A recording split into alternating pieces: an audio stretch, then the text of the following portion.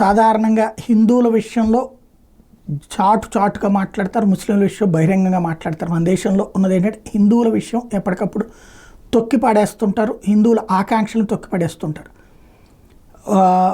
ఒక మసీదు ముందు నుంచి హిందువులు వెళ్ళేటప్పుడు వాస్తవంగా రూల్ ఏం లేదు, కానీ సంప్రదాయంగా వస్తూ ఉంది ఏంటంటే కరెక్ట్గా మసీదుకి కొద్దిగా ముందు ఈ మన భజనలు కానీ లేకపోతే మ్యూజిక్లు కానీ ఆపేయాలి.